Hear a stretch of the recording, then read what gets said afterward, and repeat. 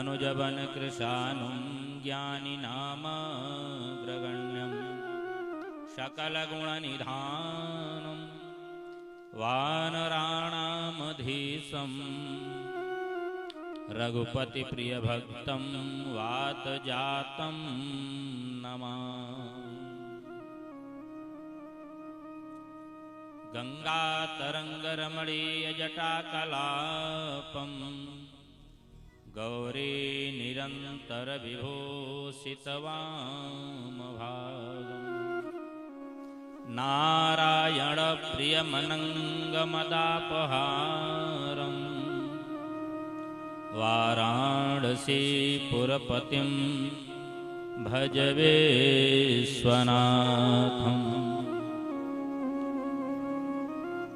या देवी सर्वभूतेषु मातृरूपेण संस्थिता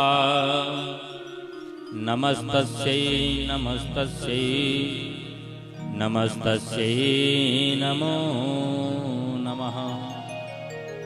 या देवी सर्वभूतेषु वाणीरूपेण संस्थिता नमस्तस्यै नमस्तस्यै नमस्तस्यै नमो नमः। जाकी सेवा भाव से मुग्ध हुए श्री राम, ऐसे भक्त हनुमान को बारंबार प्रणाम। बोलिए भक्तवत्सल भगवान की जय, जगत जननी जगदम्बा मैया की जय। नमः पार्वती पतये हर हर महादेव।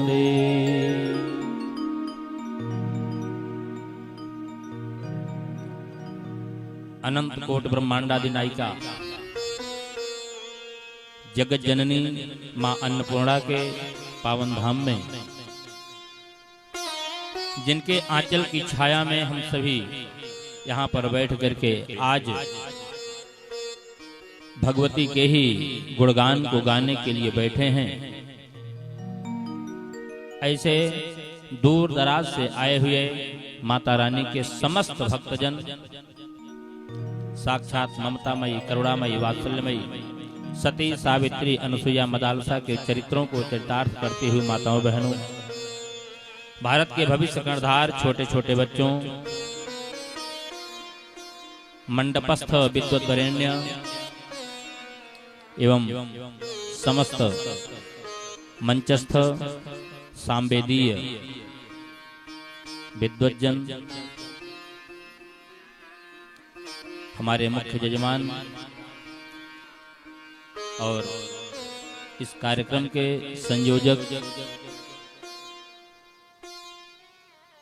जो आप सबके अभिन्न, आप सबके ही गांव से, आपके घर से, आपके क्षेत्र से निकल करके दूर दूर तक भगवान की कथा को जन जन तक पहुंचाने का जो कार्य कर रहे हैं, आप दोनों युगल धीरज जी एवं नीरज जी,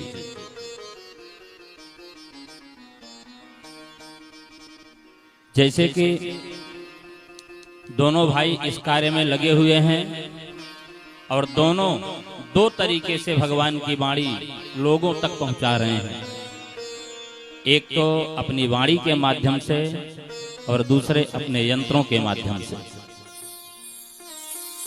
जन जन तक भगवान की वाणी को, भगवान की कथा को पहुंचाने का यह जो कार्य कर रहे हैं, यह जो बीड़ा उठाया है, और आप लोगों के लिए यह तो परम सौभाग्य का विषय है कि आपके गांव में, आपके क्षेत्र में ऐसे विभूति यहाँ पर जन्म लिए हैं। यह धरा धन्य हो गई, यह कुल धन्य हो गया, वह कोक धन्य हो गई, वह स्थान धन्य हो गया। क्योंकि हमारे शास्त्र कहते हैं कि कुलम पवित्रम जननी कृतार्था वसुंधरा पुण्यवती चतेन।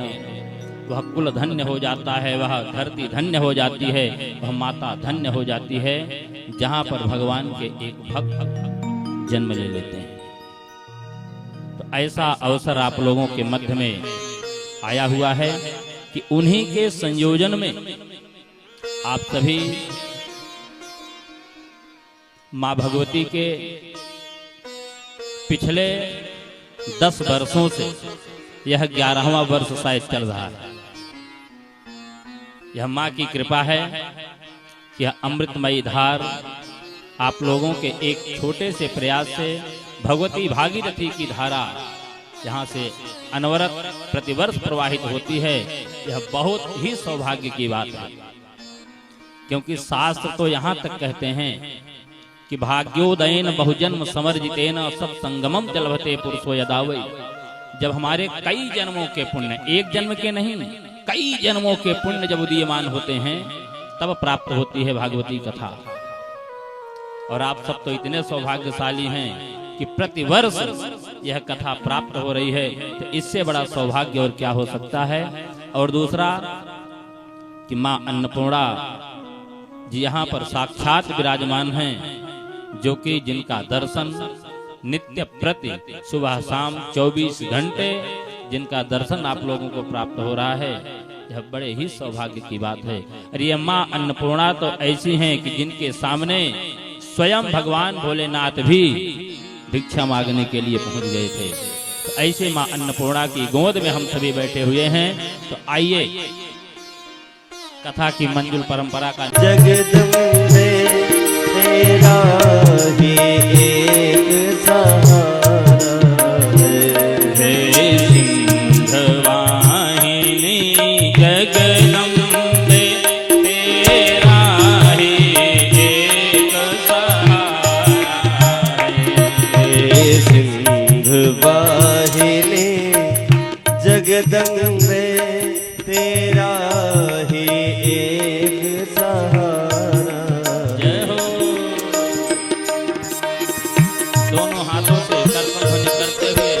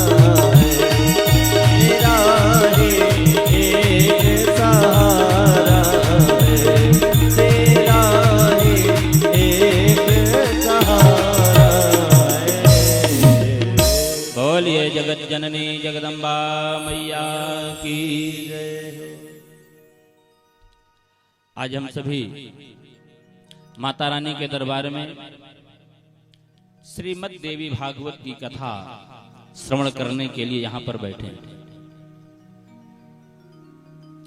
देखिए, सबसे पहली बात तो ये है कि जो कार्य किया जाए उसके बारे में परिचय हो जाना बहुत जरूरी है। वैसे तो आप सबका परम सौभाग्य है कि विगत वर्षों से आप सभी माता रानी के दरबार में राम कथा, भागवत कथा, श्रीमद् देवी भागवत कथा सब श्रवण करते आए हैं। लेकिन आज श्रीमद् देवी भागवत कथा श्रवण करने के लिए बैठे हैं तो भागवत जी से परिचय तो होना बहुत जरूरी है। जैसे आप यहाँ से कथा सुन करके गए और रास्ते में कोई आपका अपना मिला और उसने पूछ लिया कि भैया आप कहाँ गए थे, आप कहोगे मां अन्नपूर्णा धाम में श्रीमद् देवी भागवत की कथा हो रही थी, वहीं कथा श्रवण करने गए थे। सीधी सी बात है। अगर उसने पूछ लिया कि अच्छा आप भागवत जी की कथा सुनने के लिए गए थे, कहते किसको है देवी भागवत, क्या होता है देवी भागवत की कथा सुनने से, क्यों सुनते हैं, तो जानना जरूरी है ना। तो देखिए, शास्त्रों में दो भागवत की चर्चा आती है। एक श्रीमद् भागवत जिसके इष्ट देव हमारे भगवान श्री कृष्ण, और दूसरा भागवत है श्रीमद् देवी भागवत जिसकी देवी आराध्या भगवती जगदम्बा है। और दोनों भागवत का उद्देश्य एक है। अगर हम श्रीमद् भागवत की कथा को श्रवण करते हैं, भगवान का परम धाम हमको प्राप्त होता है। और श्रीमद् देवी भागवत की कथा अगर हम श्रवण करते हैं, यहाँ पर हमको मोक्ष और साथ में भोग, भोग का मतलब यह भौतिक संसाधन, हमको दोनों प्राप्त होता है। क्योंकि माँ और पिता दोनों में अंतर होता है। पिता हमारे लिए सिर्फ उतना ही कदम उठाएगा जिससे हमारा कल्याण हो।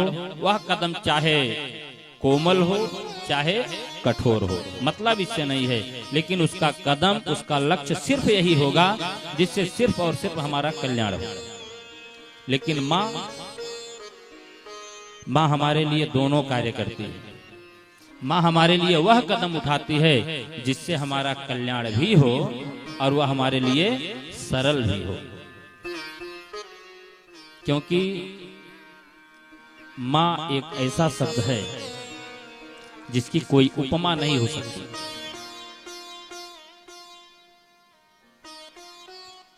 सागर सी गहरी है माँ, लेकिन सागर सी खारी नहीं। पर्वत से ऊंची है माँ, लेकिन पर्वत सी कठोर नहीं। क्योंकि माँ की कोई उपमा नहीं हो सकती। माँ केवल माँ हो सकती है, माँ उपमा नहीं हो सकती। इसलिए यह माँ की महिमा है।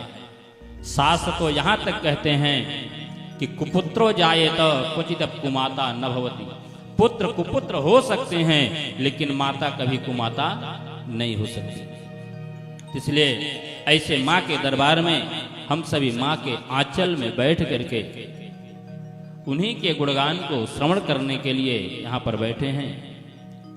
और सबसे बड़ी बात तो यह है, आप सब तो सौभाग्यशाली है ही, उससे बड़ा सौभाग्य मैं अपना मानता हूं कि माँ के दरबार में, माँ की गोद में बैठ करके अपनी वाणी को पवित्र करने का अवसर मिला है।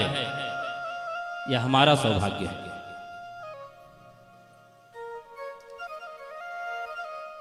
भागवत जी में 4 अक्षर हैं, भा, गा, वा और ता। और इन्हीं 4 अक्षरों पर यह पूरा भागवत है। वह चाहे देवी भागवत हो चाहे श्रीमद् भागवत हो। इन 4 अक्षरों का मतलब क्या है? भा से भक्ति, गा से ज्ञान, वा से वैराग्य और ता से त्याग। भक्ति क्या है, भक्ति कैसी होनी चाहिए? भक्ति हमारे जीवन में उसी प्रकार से है जैसे जब हम भोजन करने के लिए बैठते हैं, भोजन कितना भी बढ़िया हो, लेकिन अगर उसमें नमक ना हो कैसा लगेगा? बिना स्वाद का लगेगा, है कि नहीं? उसी प्रकार से जिसके जीवन में भक्ति नहीं है, उसका जीवन उसी बिना नमक के भोजन की तरह है। इसीलिए श्री रामचरितमानस में बाबा गोस्वामी जी क्या लिखते हैं?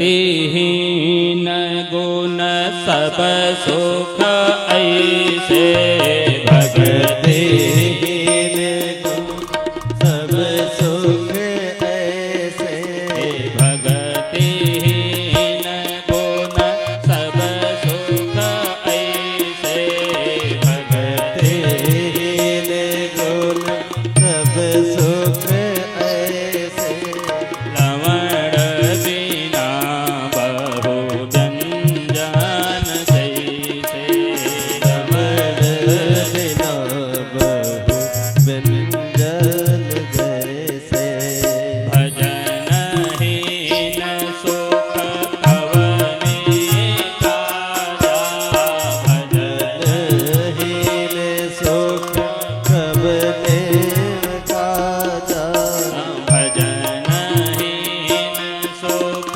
कवने काजा, भजनहीन सुख कबने काजा, अस विचारी बोले खगराजा, अस विचार बोले खगराजा। इसलिए अपने जीवन में भक्ति का स्थान सर्वोपर देना चाहिए। अगर हमारे जीवन में भक्ति है तो भगवान दौड़े हुए चले आते हैं, और अगर भक्ति नहीं है तो सब कुछ व्यर्थ है। बिना भक्ति के हमारा जीवन बिना नमक के भोजन के समान है। इसलिए अगर अपने जीवन को सुंदर बनाना है, इस प्राप्त मानव जीवन को सफल बनाना है, इसका जो मूल उद्देश्य है उस उद्देश्य की प्राप्ति अगर हमको करना है तो भक्ति करना चाहिए। पद्म पुराण में भक्ति देवी से जब नारद जी की भेंट होती है तो नारद जी यही बात कहते हैं कि देवी, अरे आप तो इतनी महान हो कि आपका सहारा लेकर के कोई व्यक्ति अगर भगवान को नीच के घर में भी अगर बुलाता है तो वहां भी भगवान जाने में तनिक देरी नहीं लगाते। वहां भी बिना सोच विचार के भगवान तुरंत पहुंच जाते हैं। वह चाहे नीच का घर हो अथवा भक्त का घर हो, मतलब इससे नहीं है, अगर वहां पर भक्ति है भगवान वहां जरूर मिलेंगे। अगर भक्ति है तो हमारी माँ वहां पर जरूर मिलेगी, प्रेम है भगवान जरूर मिलेंगे। और यहाँ का संयोग तो गांव का नाम ही प्रेम का पूरा है, क्या बात है। तो अगर प्रेम का पूरा में माँ नहीं रहेंगी कहाँ रहेंगी? यह अन्नपूर्णा धाम प्रेम का पूरा में बहुत सुंदर संयोग है। और भक्ति कैसी होनी चाहिए? अहेतुक्य प्रतिहता, अहेतु की भक्ति, यानी जिसका कोई हेतु ना हो, जिसका कोई कारण ना हो, जिसका कोई उद्देश्य ना हो, ऐसी भक्ति हमको जीवन में करना चाहिए, जिसको हम निष्काम भक्ति कर सकते हैं। लेकिन हम सब सांसारिक मनुष्य हमेशा सकाम के पीछे ही भागते रहते हैं।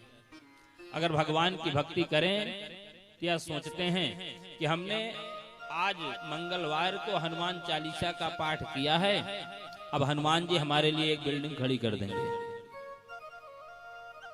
आज हमने दुर्गा चालीसा का पाठ किया, हमारा बेटा फर्स्ट आ जाएगा। आज मैंने शिव जी को 1 लोटा जल चढ़ाया है, बड़े शहर में एक बड़ा सा फ्लैट हमको मिल जाएगा। नहीं, इस कामना के साथ भगवान की भक्ति मत करो। अरे मांगा तो उससे जाता है जिसको पता ही नहीं कि मुझे क्या चाहिए, और जिसको पता है उससे क्या मांगना। जैसे छोटे से उदाहरण में समझ लें, जैसे मान लीजिए आपके पास 1000 रुपए हैं वर्तमान में, आप उसको अपने पास रखे हैं, और कोई व्यक्ति आपके पास आया, उसका उद्देश्य वही है कि आपसे कुछ पैसे मांगे और कुछ पैसे के लिए आया है।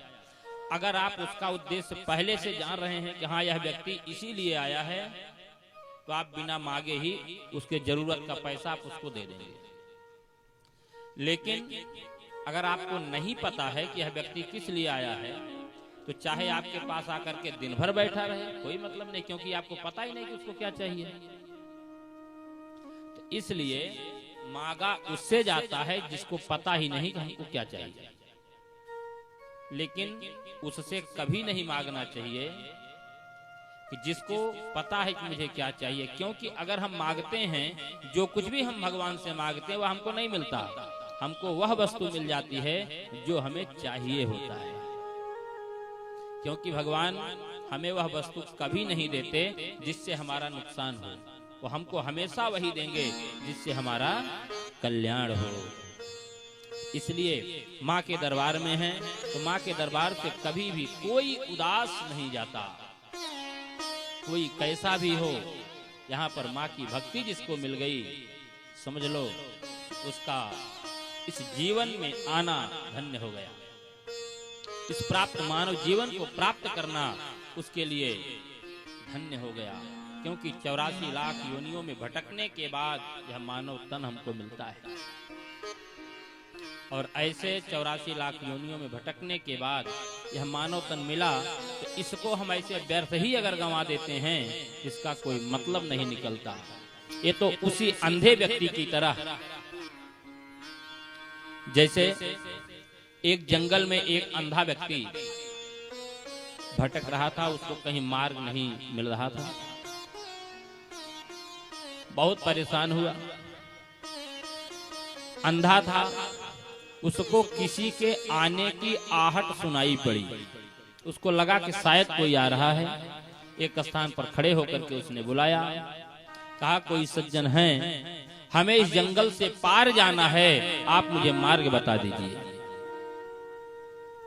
सज्जन आए और उस अंधे व्यक्ति का हाथ पकड़ करके उस घनघोर जंगल के एक किनारे पर ले जाकर के खड़ा कर दिया और रास्ता बता दिया कि देखो किनारे तो ला दिया हूं, लेकिन निकलने का मार्ग सिर्फ एक है, चारों तरफ से दीवार है, हर जगह से आप नहीं निकल सकते। आगे जाओगे तो एक दरवाजा मिलेगा, वहीं से आप बाहर हो जाना। उसने कहा ठीक है। अब उसी दीवार को पकड़ करके आगे चला जा रहा है, काफी दूर निकल गया। जब दरवाजा नजदीक आया, अचानक उसके सिर में खुजली होने लगी। एक हाथ में लाठी पकड़ा हुआ था और दूसरे हाथ से दीवार को पकड़ करके जा रहा था। लेकिन दरवाजे के नजदीक पहुंचते ही जब सिर में खुजली हुई, दीवार को छोड़ दिया, अपना सिर खुजलाने लगा और सिर खुजलाते खुजलाते आगे बढ़ा। इतने में वह दरवाजा पार हो गया, फिर से दीवार पकड़ा और आगे बढ़ गया। तो अब आप बताएं कि क्या वह व्यक्ति इस तरीके से उस जंगल से बाहर निकल सकता है? कभी कभी नहीं। क्योंकि जब वह दरवाजे के पास आएगा तो दरवाजे के पास आने के बाद उसके सिर में खुजली होगी, अपना सिर खुजलाने लगेगा, दरवाजा पार हो जाएगा, फिर से दीवार पकड़ करके आगे बढ़ जाएगा। उसी प्रकार से यह संसार सागर है। यह संसार सागर कुछ और नहीं, यह संसार सागर वही घनघोर जंगल है और उसमें भटकता हुआ वह प्राणी, वह अंधा व्यक्ति जीव है। और जिस सज्जन ने उसको रास्ता दिखाया वह सज्जन कोई और नहीं, वह हमारे गुरुदेव भगवान हैं। हम गुरुदेव भगवान की शरण में जाते हैं, उनसे मुक्ति का मार्ग पूछते हैं। वो हमें भगवान का नाम हमारे कानों में बता देते हैं कि बेटा इसी नाम को जपो और इसी नाम का सहारा लेकर के पार हो जाओगे। और हम उसी नाम का सहारा लेकर के इस भवसागर से पार जाने की कोशिश करते हैं।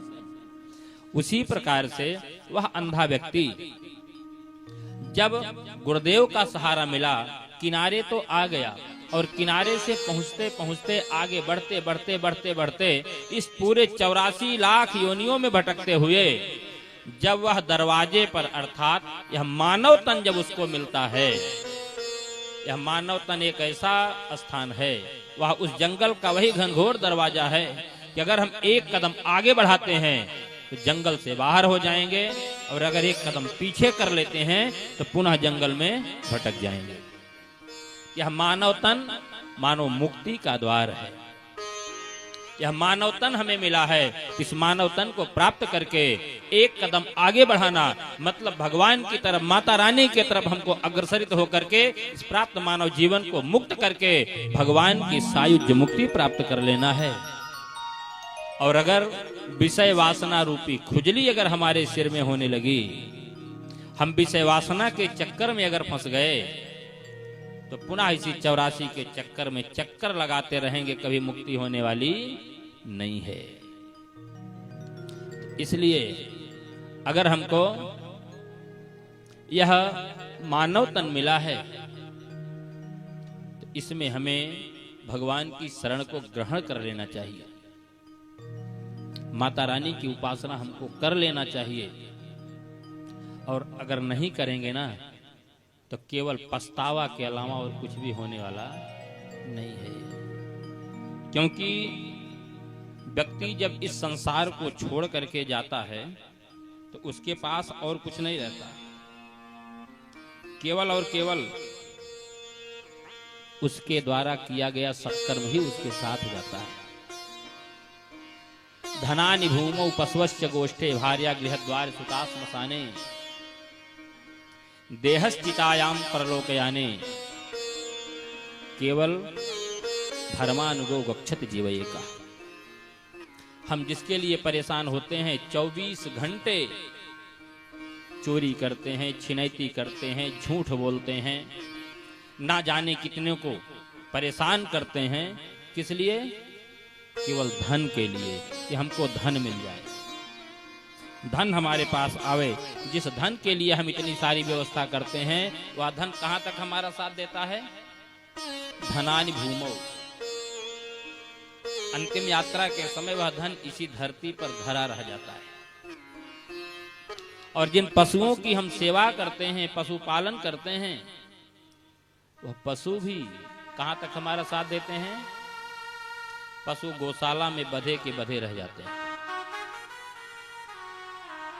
और जिसके लिए हमने विवाह मंडप में 7 जन्मों तक साथ रहने की शपथ लेते हैं, उसका साथ कहां तक होता है?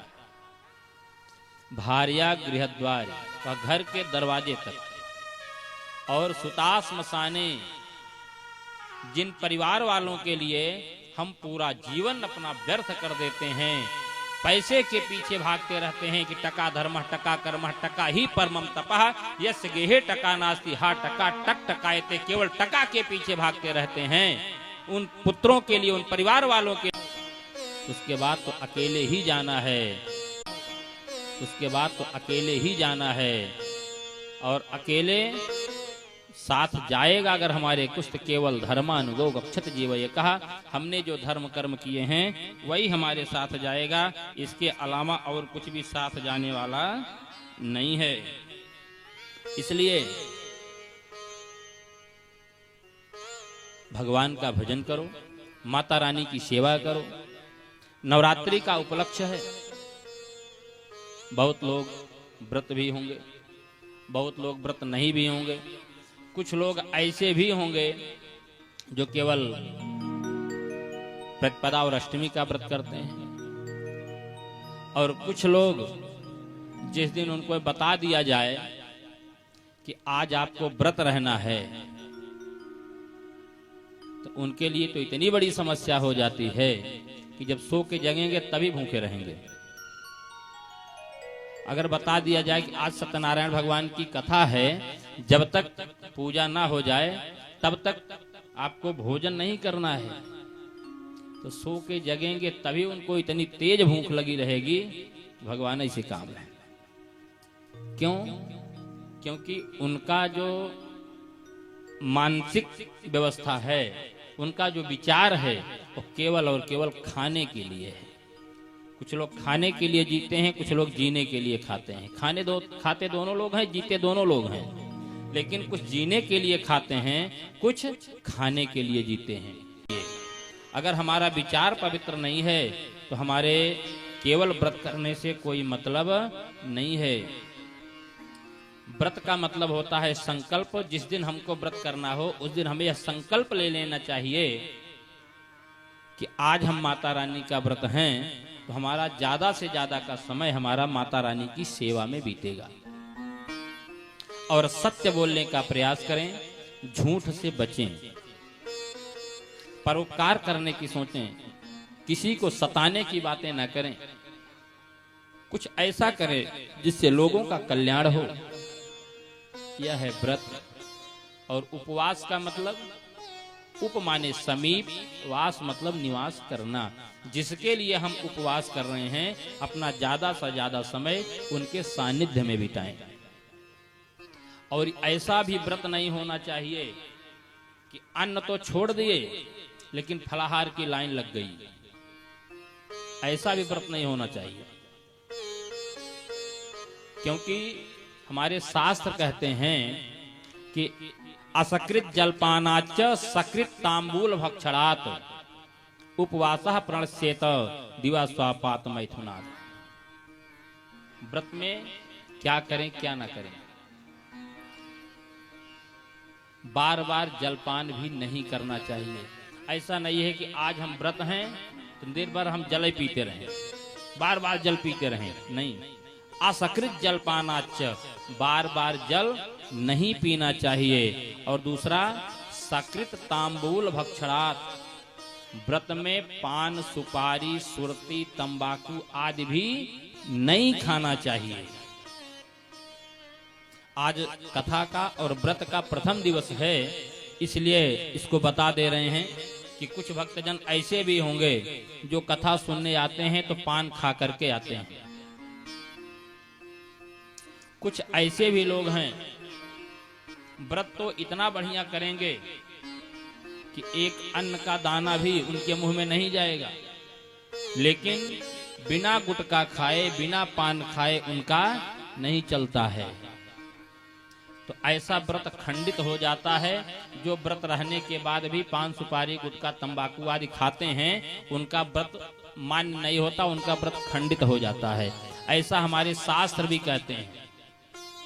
और उपवासः प्रणश्येत दिवा स्वापात मैथुनात्, जो व्रत रहें उनको दिन में सोना भी नहीं चाहिए। वैसे तो दिन में कभी भी नहीं सोना चाहिए, दिन में कभी नहीं सोना चाहिए, लेकिन जो व्रत रहें उनको खास करके दिन में नहीं सोना चाहिए और मैथुन क्रिया से दूर रहना चाहिए व्रत में।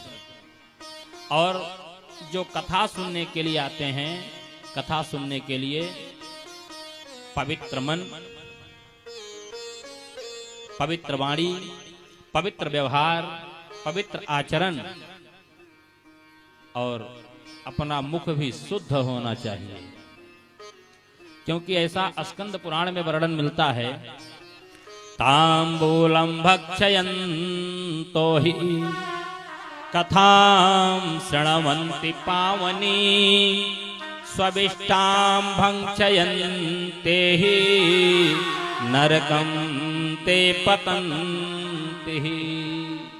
स्कंद पुराण में वर्णन मिलता है कि तांबूलम भक्षयन्ते हि कथां शृण्वन्ति पावनी, जो पतित पावनी कथा को सुनने के लिए पान खा करके बैठते हैं, तांबूल खा करके जो कथा सुनते हैं, स्वादिष्टाम भक्ष्यन्ते ही, मानो गंदगी खा रहे हैं, अभक्ष्य वस्तुओं को खा रहे हैं। और नरकम ते पतंति ही, उनकी जगह स्वर्ग में, बैकुंठ में, भगवान के धाम में, माँ के आंचल में नहीं, बल्कि नरकम ही पतंति ते, वह नरक में उनको स्थान मिलता है। इसलिए निवेदन सभी भक्तों से कि जो कथा सुनने के लिए आए, पवित्र मन से, पवित्र विचार से और पवित्र शरीर के साथ भी, पवित्र मुखमंडल के साथ भी आवें। क्योंकि जब हम यहाँ पर आते हैं तो भगवान का नाम कानों के माध्यम से सुनते हैं और मुख से भगवान का नाम उच्चारण करते हैं और मन से मनन करते हैं, हृदय में भगवान को स्थापित करते हैं। इसलिए हर जगह हमारी पवित्र होनी चाहिए। जब सब कुछ पवित्र रहेगा तभी भगवान हमारे हृदय में विराजित हो पाएंगे। तो इसलिए हम सबको भगवान की भक्ति अवश्य करनी चाहिए, क्योंकि भा शब्दः प्रकाशः स्यात्। भा का मतलब होता है प्रकाश, जो स्वयं प्रकाश परम प्रभु है, आदि शक्ति जगत जननी जगदम्बा है, वही है भक्ति।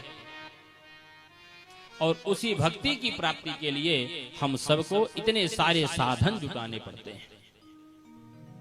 और जब भक्ति देवी हमारे जीवन में आ जाएं, तो उसमें भी एक व्यवस्था और होती है कि भक्ति कैसी हो। भक्ति जो हो वह चरित्रवान हो। अब आप कहोगे कि एक तरफ भक्ति, दूसरे तरफ चरित्रवान। अगर भक्ति है तो चरित्रवान तो होगी ही नहीं। कभी कभी व्यभिचारिणी भक्ति भी हमारे जीवन में प्रवेश कर जाती है। व्यभिचारिणी भक्ति किसे कहते हैं? जैसे आप अपने गुरुदेव के शरण में गए और गुरुदेव भगवान से आपने अपनी कोई कामना की याचना किया, गुरुजी हमारी यह कामना नहीं पूरी हो रही, कुछ रास्ता आप बताएं। तो गुरुजी ने कहा कि आप एक काम करो, कलयुग के सबसे श्रेष्ठ देवता हैं हनुमान जी, आप हनुमान जी की शरण में चले जाओ, रोज हनुमान चालीसा का पाठ करो, जो सरल भी है, सहज भी है, और उसको आप करते रहो, आपकी मनोकामना पूरी हो जाएगी। आप 2-4 महीने, 2-4 साल तक करते रहे, लेकिन आपका मन तो आपकी कामना में लगा है, आंतरिक भक्ति तो है नहीं, तो इच्छाएं नहीं पूरी हुई। कोई और मिला बीच में आपको। अब जो मिला वह भगवान शिव जी का भक्त था। उसने कहा कि कहां हनुमान जी के पीछे पड़े हो, आओ भगवान शिव जी के पास। ये आशुतोष हैं, इनको कहा जाता है कि जो शीघ्र प्रसन्न होने वाले देवता हैं, ऐसे हमारे प्रभु, इनकी शरण में आ जाओ।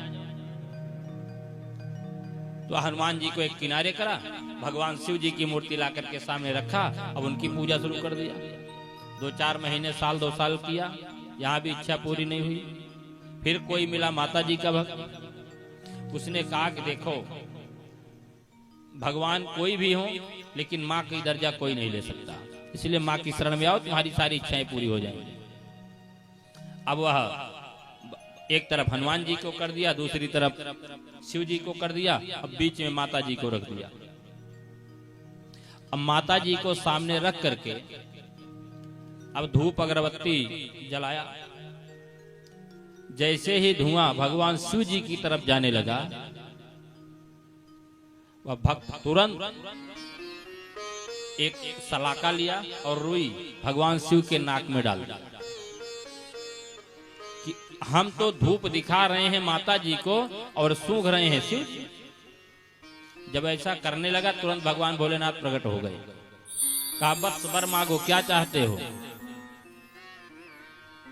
कहा कि अच्छा, हम कितने सालों तक पूजा करते रहे तब तो नहीं प्रकट हुए, जब हम माता जी की पूजा करने लगे तो इनकी धूप बत्ती स्वयं सूंघ रहे हो और प्रकट होकर के कार्य वर मांगो।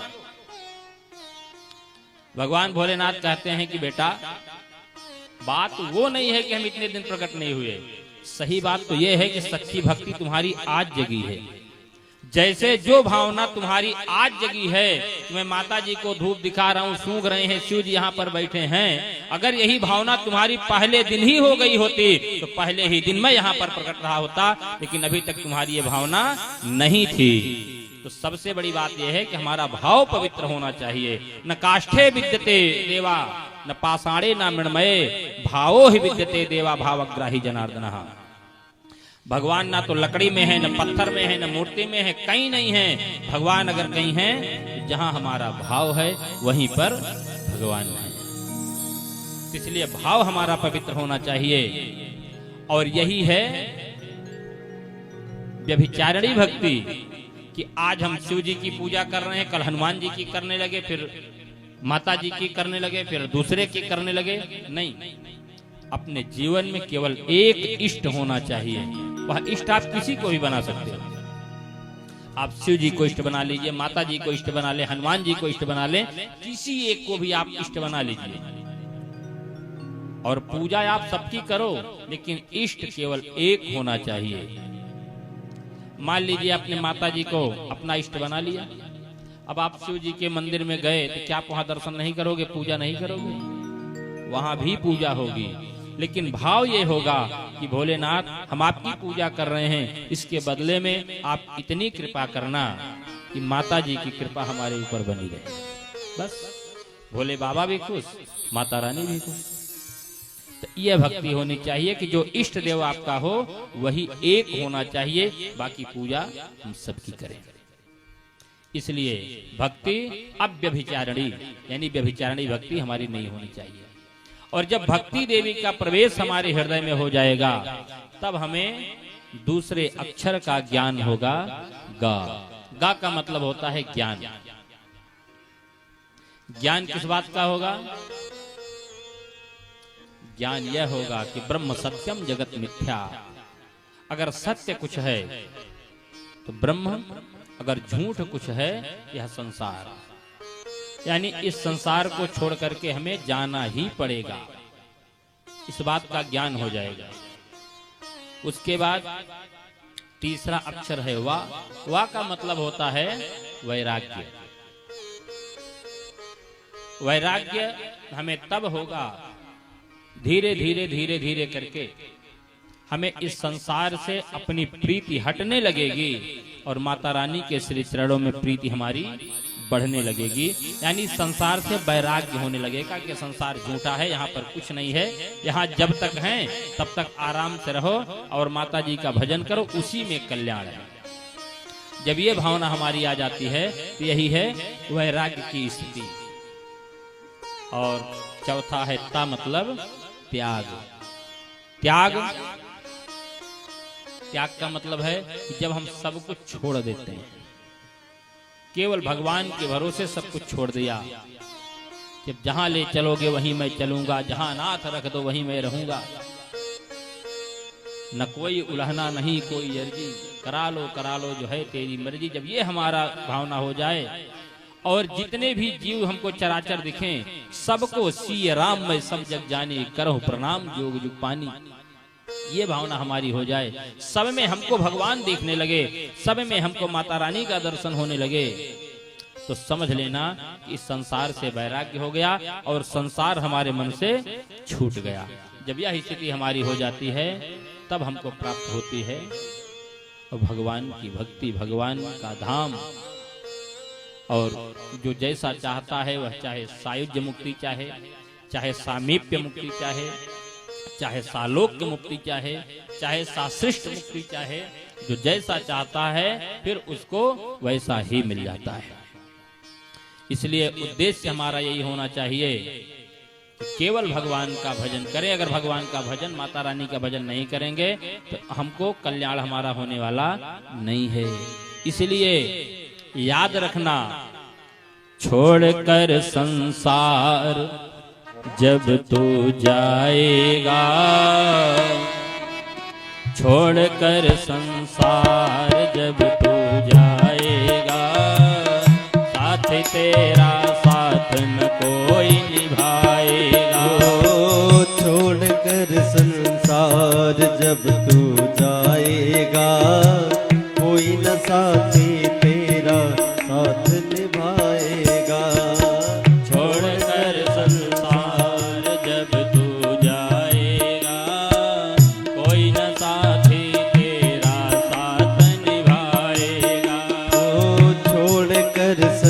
संसार जब तू जाएगा, कोई न साथी तेरा साथ निभाएगा।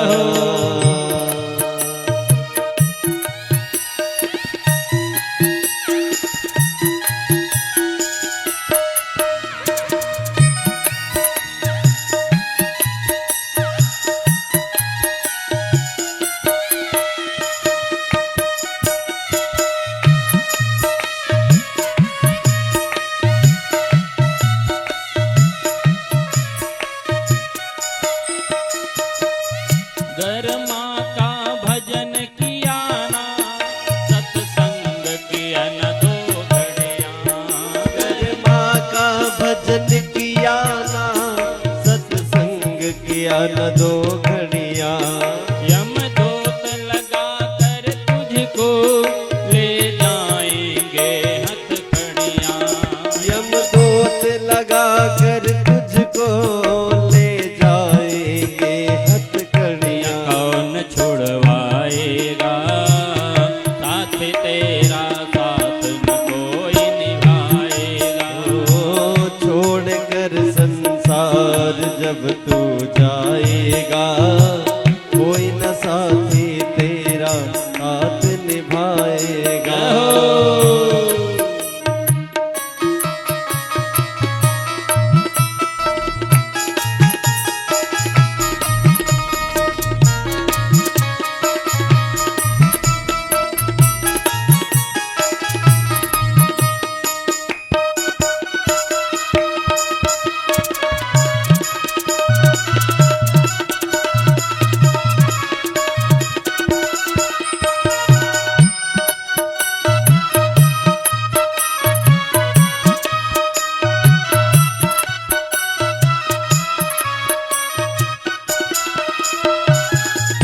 इस पेट भरण की खातिर तू पाप कमाता निस दिन। ओ इस पेट भरण के खातिर तू पाप कमाता निस दिन।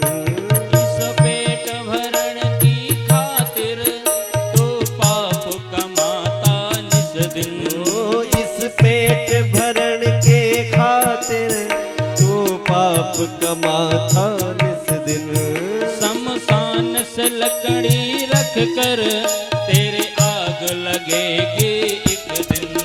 शमशान में लकड़ी रख कर तेरे आग लगेगी एक दिन। आग हो जाएगा कोई न साथी तेरा साथ निभाएगा। छोड़ कर संसार जब तू जाएगा, कोई न साथी तेरा साथ निभाएगा। जय हो।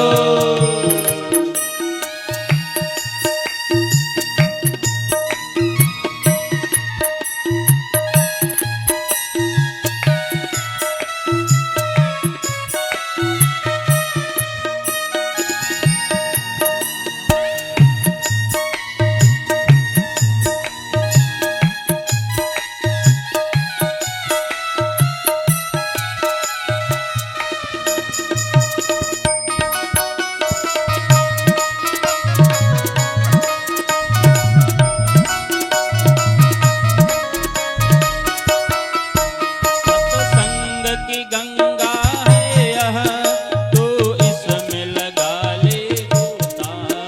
सत्संग की गंगा है, तू इसमें लगा ले गोता। सत्संग की गंगा है यह, तू इसमें लगा ले गोता। ओ सत्संग की गंगा है, तू इसमें लगा ले गोता। वरना संसार से एक दिन जाएगा तो भी रोता।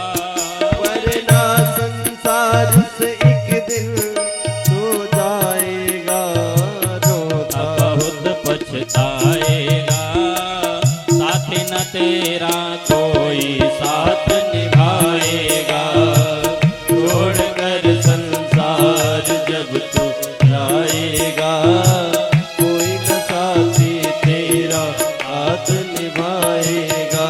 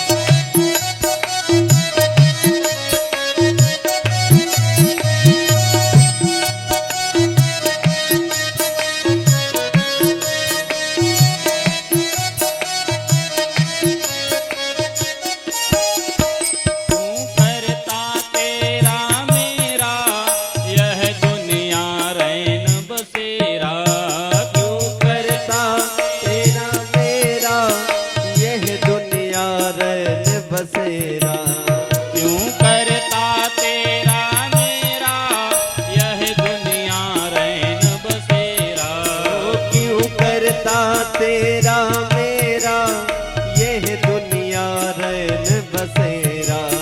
यहाँ कोई न रहने पाता है चंद दिनों का डेरा।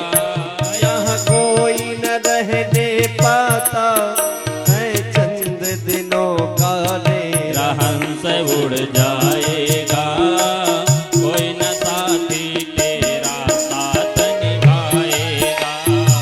छोड़कर संसार जब तू जाएगा कोई न साथी तेरा साथ निभाएगा।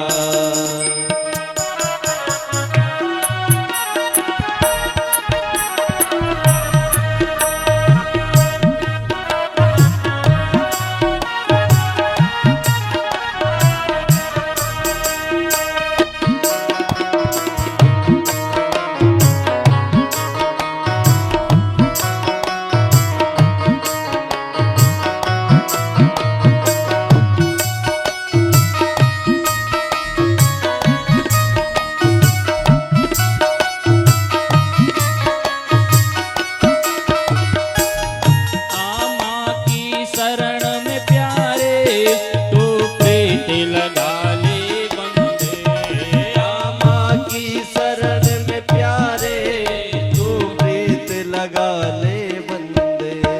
आमा की शरण में प्यारे तू प्रीत लगा ले बंदे।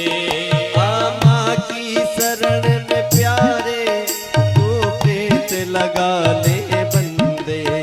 कट जाएंगे यह तेरे जन्म जन्म के फंदे।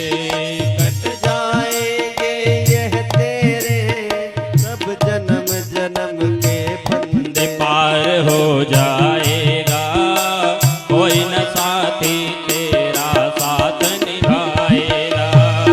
छोड़कर संसार जब तू जाएगा कोई न साथी तेरा साथ निभाएगा।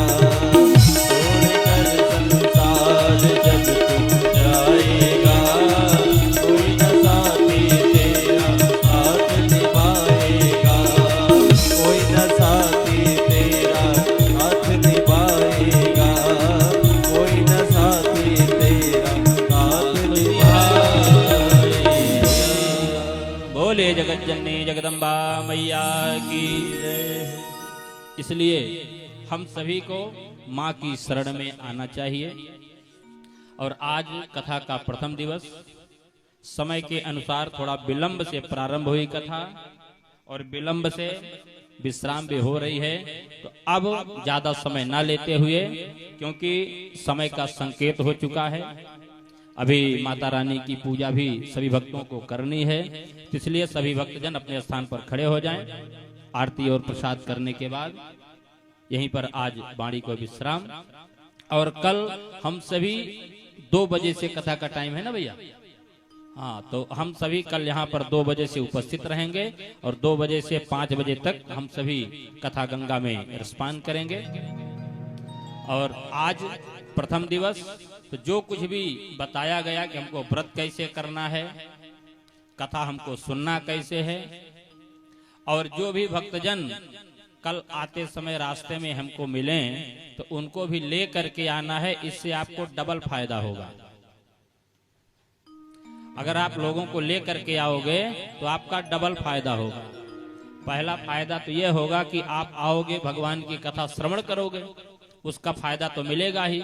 और दूसरा फायदा ये होगा कि आप जिनको ले करके आए हो, आपके माध्यम से वो आए, वो भी अगर कथा सुन लिए तो आपको कथा सुनने और सुनाने दोनों फायदा आपको मिल जाएगा। और कल जब आप लोग आओगे तो बहुत सारा फायदा बताया जाएगा कि कथा सुनने से क्या क्या फायदे होते हैं। यह मत सोचना कि 3 घंटे हम यहाँ पर बैठे हैं तो हमारा समय बेकार जा रहा है, बिल्कुल नहीं। इतना फायदा यहाँ पर होगा, वह आप 3 घंटे में घर रह करके उतना फायदा कभी नहीं ले सकते। तो इतने सारे फायदे होंगे, तो कल आपको बताया जाएगा कि कथा सुनने से फायदा क्या क्या होता है। तो इसलिए आ जाइए हम सभी खड़े होकर के माता रानी की दिव्य आरती। तत्पश्चात आरती और प्रसाद।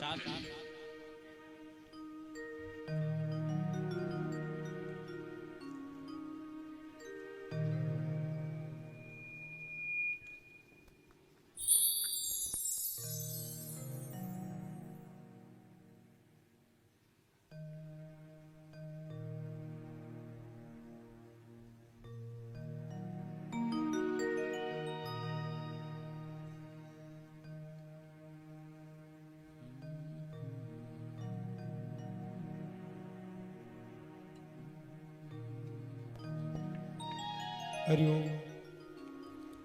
हरि ओम। इदं हवि प्रजननं मे यशुदशवीरं सर्वगणं स्वस्ताय आत्मसनि प्रजासनि पशुसनि लोकसन्यभयसनि अग्निः प्रजां बाहुलां मे करोत्वन्नं पयोरेतु अस्मासु धत्त। अम्बे तू है जगदम्बे काली, जय दुर्गे खप्पर वाली, तेरे ही गुण गाए आरती हो मैया, हम सब उतारे तेरी आरती। अम्बे तू है जगदम्बे काली, जय दुर्गे खप्पर वाली, तेरे ही गुण गाए आरती हो मैया, हम सब उतारे तेरी आरती। तेरे भक्त जनों पर माता भीड़ पड़ी है भारी, भीड़ पड़ी है भारी मैया, भीड़ पड़ी है भारी। दानों दल पर टूट पड़ो माँ, दानों दल पर टूट पड़ो माँ, करके सिंह सवारी सौ सौ सिंहों से तू बरसाती, अष्ट भुजाओं वाली दुखियों के दुख डोले आरती हो मैया, हम सब उतारे तेरे आरती। अम्बे तू है जगदम्बे काली, जय दुर्गे खप्पर वाले, तेरे ही गुण गाए आरती हो मैया, हम सब उतारे तेरे आरती।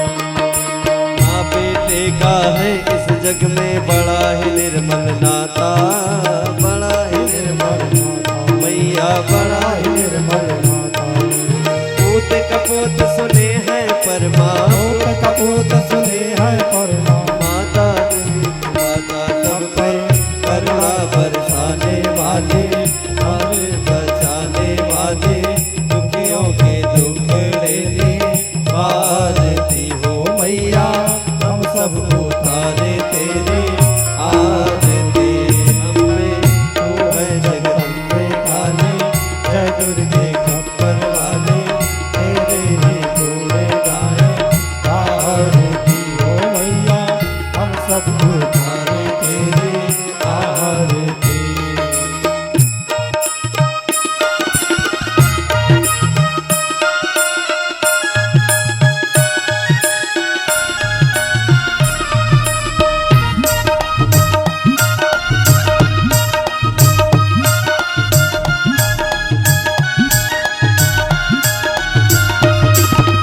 नहीं मांगते धन और दौलत, ना चांदी ना सोना मैया, ना चांदी ना सोना मैया, ना चांदी ना सोना। हम तो मांगे माँ तेरे मन में, हम तो मांगे माँ तेरे मन में, एक छोटा सा कोना सबके बिगड़ी बनाने वाले, लाज बचाने वाले, सतियों के सत्य को आरती हो मैया, हम सब उतारे तेरी आरती। अम्बे तू है जगदम्बे काली, जय दुर्गे खप्पर वाली, तेरे ही गुण गाए आरती हो मैया, हम सब उतारे तेरी आरती।